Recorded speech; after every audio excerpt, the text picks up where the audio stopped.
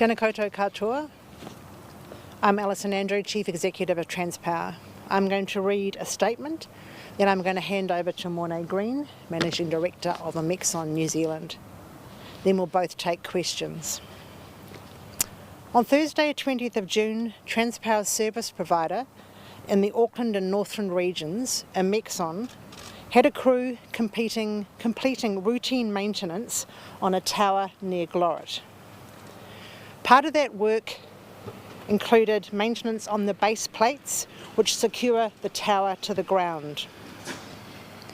Our view is that the specifications and procedures for this type of work were not followed.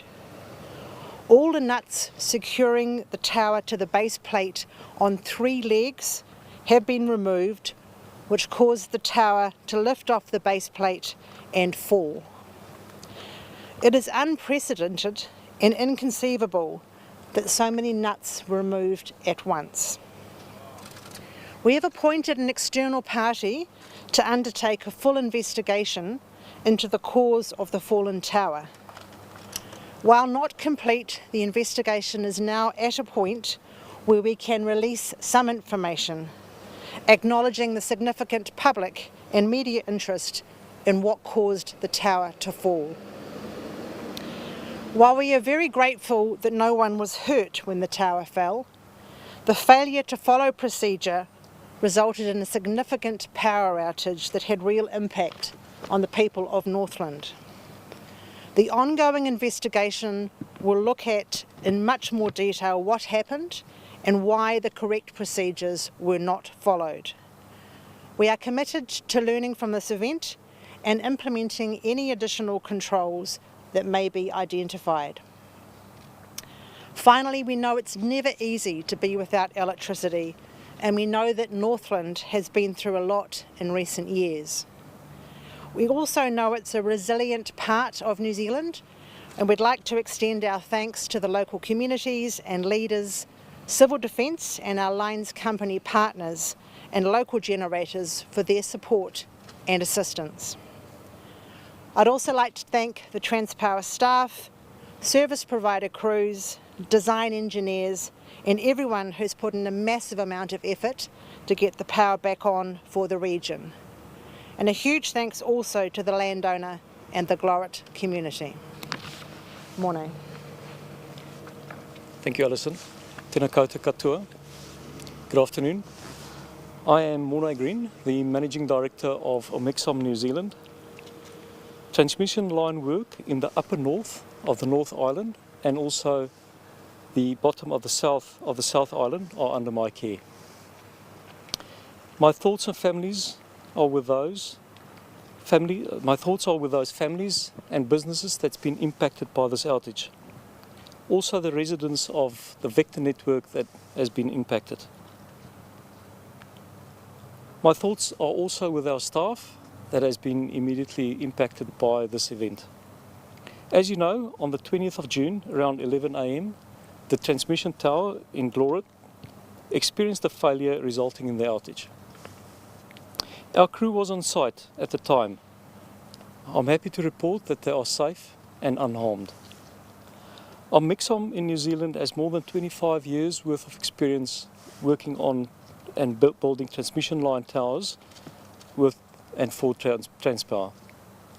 What happened last week was unprecedented. As part of routine maintenance, the base plate and the nuts securing the tower to the foundation were removed, cleaned and treated by Omexom staff.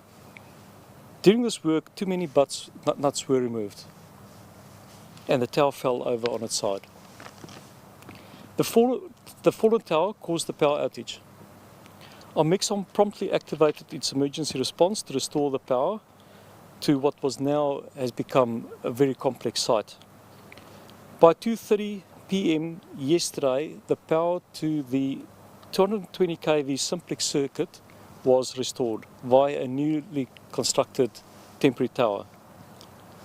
We understand that various investigations outside of Omexom have been initiated, and I can assure you that we will be open and transparent with all parties involved. As the Managing Director of Omexom, I wish to apologise to all people affected by this incident. What everyone must know, our continued investigation will be thorough. We will continue to support our people through this difficult time, and we will work closely to understand why this has happened and ensure that this does not happen again. Thank you. Mr. Green, Ms. Andrew, why? I will just take questions. Can I have the first question from you, sir? Mr. Green, I'm just clarifying here, you take full responsibility for what happened. We have basically what our people have done on site has caused this to happen. So they removed too many nuts and nuts from the bolts, and that caused the tower to fall over. So is that in breach of specific protocols about the number of nuts, or is that just how did that happen? There are protocols, there's procedure, and that will form part of the ICAM investigation going forward, so that we can determine whether the people have been trained, whether the procedure is accurate and correct, and that will form part of the investigation going forward. Mr. Green, Hang on a minute. I had a person in the green jumper. thank you. Mr. Green and Ms. Andrew, thank you for being here. But why did you not confirm this about the nuts earlier? I do know that there were rumours on the morning, and of course media did ask. So why is it taking this long? You start and I'll I'm happy to answer. So I have personally been involved in many investigations and incidents like Cyclone Gabrielle. I was personally involved, and what I've learned through the years, through building that experience, is that the initial information you get from everywhere is speculation, and you've got to decipher through all of that what is fact and what is fiction. Yes. And that was my focus. So first of all, to work through with Mark Ryle, to work through the operational requirement to get the power restored, and that was our main focus. So on day 2, which was the next day, I attended the site personally, and to find out for myself what has happened from my point of view. Can I also respond, because you asked the question of me? When we have an incident like this, the first issue of a chief executive has to be to ensure that the site is safe. No one has been harmed, no one has been hurt, and that the public is safe. We had a tower down near a state highway with conductor and tower. It's dangerous equipment. We were absolutely focused on, is anyone been hurt and is the site secure? At that point, we were able to get people to site and have a look to see what had happened. We had an early indication that it wasn't something like a major corrosion issue where the tower fell down. We were able to say, isolated to the site with the people doing maintenance work, we were able to inspect to make sure that the towers further up hadn't been impacted. And at that point, our focus had to be on restoring power. We had people in Northland without power. It was a complicated restoration. We had huge numbers of engineers, engineering consultants working with our service providers, people on site to try and restore power. We did not want to take the focus away from all those people. We made sure we did not want to mess with the heads of the people in the field. It's really important that they focus on the work they have to do. Health and safety issues involved if you distract them. So our focus was on restoring power. Of course, we were collecting evidence and trying to understand what was happening, but not in a way that was going to distract from the restoration. We got power back at 2:30 yesterday afternoon, and from that point we've been able to focus on what actually has happened. We don't know why, we know what, and we still have not got full security of supply to Northland. There is still a complicated exercise to string the second 220 kV circuit. The tower is lining on the conductor. We have to put some poles up, cut conductor, tie it across. We're hoping to have that all completed with full security to Northland by Matariki. But it's still a complicated work, and people are still working in quite dangerous, difficult conditions. We want to make sure we look after the safety and well-being of our people. But with respect, you can still see the Can I hold a second? My lady in the white coat.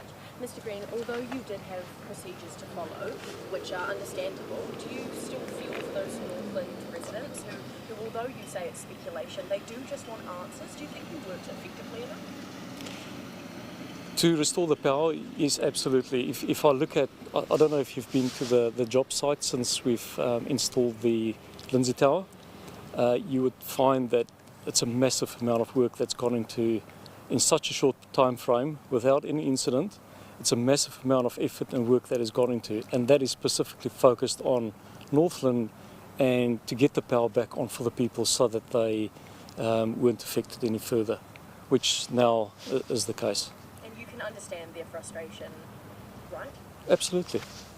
Can we have the lady in the pink coat? It seems this is an unprecedented situation. Can you explain the skill level of the people involved? Do they have unscrewed something that should never have been touched?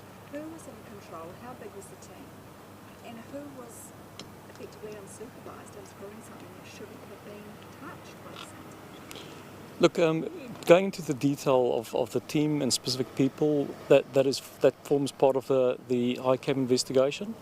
So we look at people, equipment, environment, procedure, and then organisational factors like, for instance, have we put them under too much pressure, when they did the job. So all of that is part of the ICAM investigation now going forward. So you're saying that there could have been people under too much stress on that job, that team? It could We be, don't know the answer we don't to know that question. What's your initial reading? This is 4 days in now. My initial reading of that, look, to be honest with you, I have not gone into that because it's important for us, for the investigation to carry on in an independent way, and interference from management is never a good thing. How fortunate is So- that somebody didn't die on the site though? Oh, very fortunate, and we're truly grateful that is not the case. There was a question. You stand by that team, though. You stand by the competency of that team. The competency of the team, they are competent in what they do. We cannot allow anyone that's incompetent to work on the network. So, Final question, will you be offering compensation to businesses and to people in Northland? I think I there's can two talk to that. there's two parts to that answer. For consumers, under the Consumer Guarantees Act, they can apply via their retailer. So that is the party from which they receive their electricity bill. And the retailer will work with ourselves and a distribution company as required on that. So the first instance is to apply via your electricity retailer. I just want to also assure you that the crew that was working on this job was stood down immediately, and Transpower stopped all base plate work across the country, and will not start that until we are satisfied we understand what has happened. And we have made sure that all other work on grillages is now under engineering controls. It was just confirming that that is the case. We do this work routinely up and down the country. We would do about 200 base plate repairs, maintenance every year, and we have not had an incident like this in living memory. We spend about $150, $200 million a year in maintaining our towers. They're well maintained, we have a program of work. This is clearly unprecedented, unacceptable, and we will find out what happened. Are you Is it fully standard? expecting? So one question Thank here. you. Is it standard practice for maintenance to be carried out on one line while the other is offline? That's not what actually happened. Let me correct, if I can, what happens. We have two lines into Northland. One is 110 kilovolt, a lower voltage circuit with less capacity. Two lines, one on either side of the tower, and also we have a 220 circuit. There's again two on that. There is enough capacity to get up into Auckland on the 220 circuit. You never have, and we have N-1, which means you can always take some part out. We do not do work both on the 220 and the 110 at the same time. While this work was being done on the base plate, we did have one side of the 220, one circuit out for routine maintenance, but that's a standard practice, which meant there was reduced security to Northland. But just to be clear, we did not have work on both of the 110 and the 220 at the same time. In terms of compensation, are you fully now expecting the retailers will come to you and Omex on? They have to work that through. But We that's will, what you've admitted now, haven't you? under the Consumer Guarantees Act, consumers can apply to their retailer for compensation, and that all needs to be worked through, and we will follow and work through with that. It's very early days in this investigation. We will work through the process. Would there be any reason why they wouldn't come to you then? We'll have to wait and see. Was Ms Andrew, can we just use one of these pylons behind? Are those base plates that they're sitting on there? Mark, you might come forward and talk. So how much, is that the size of the base plate? That's No. No, these aren't That's pylons. that's an This earth behind you is more like what a pylon looks like. And the base plate is where the tower steel connects into the foundation. So there's some bolts that come up through the foundations, and at that point the base plate is the interface, and it has nuts on top of it that hold that. So the work we'd done was just keeping those base plates in good condition, making sure the bolts had no corrosion, good condition, and regrouting the gap between the base plate and the foundation, where if you do not look after it, water can get in and corrosion can start to happen. So would you need a significant piece of machinery to loosen the bolts on something like that? No, I mean they've significantly torqued, but no, not a major piece of machinery. May I ask, what is you mentioned that Mr. Green, you mentioned three plates had their nuts removed. What is the usual procedure for doing this sort of maintenance work? One leg at a time. And that certainly wasn't followed. Clearly not.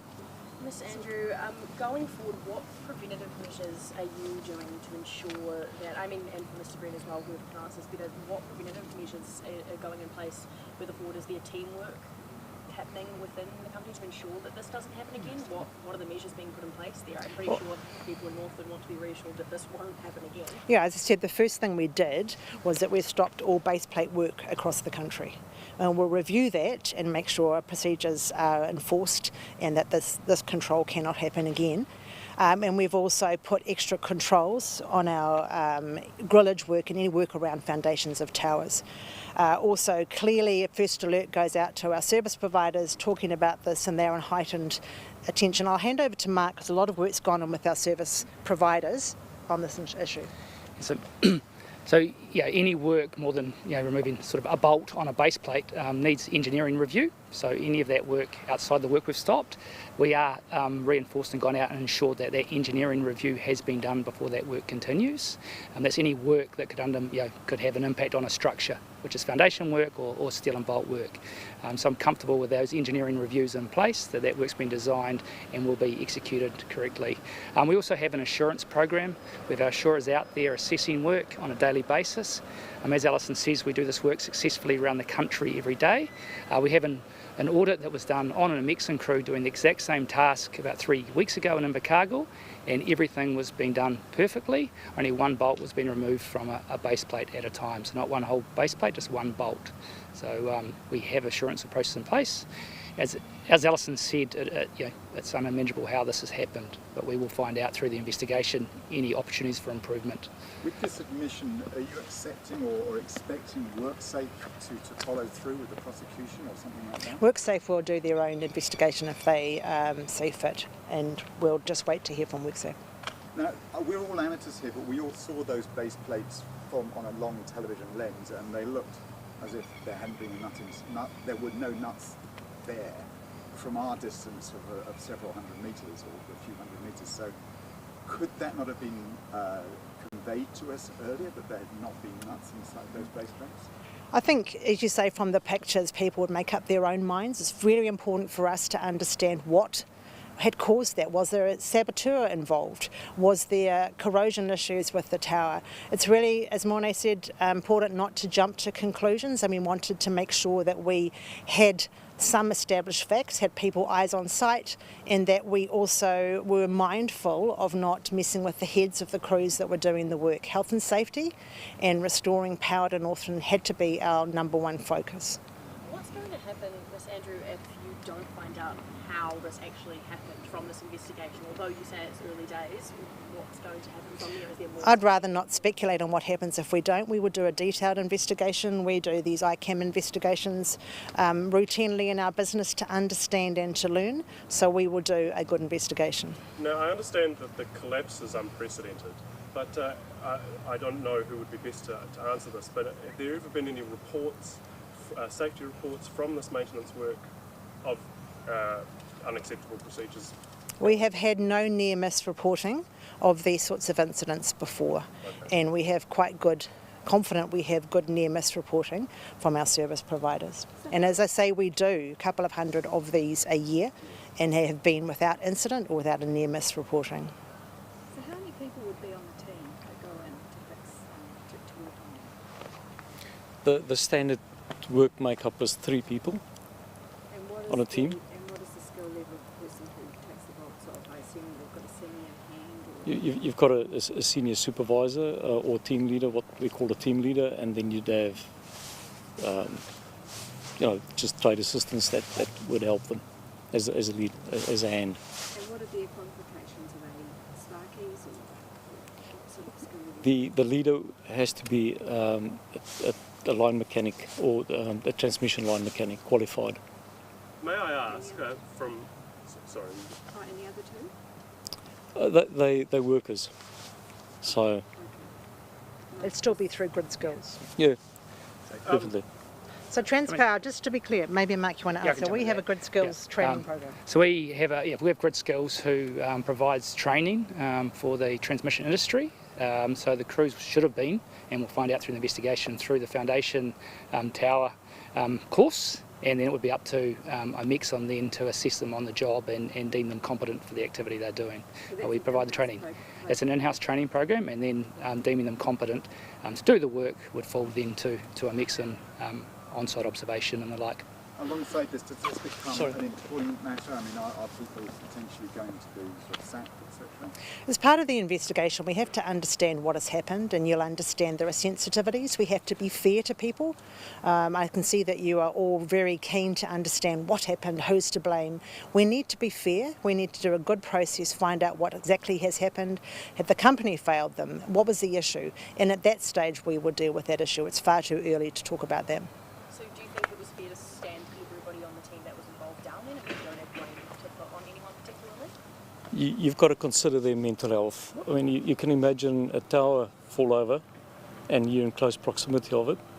I think mentally, it is a good thing to look after the people and stand them down. I think it's appropriate. On Thursday morning, how did Transpower first find out about the collapse?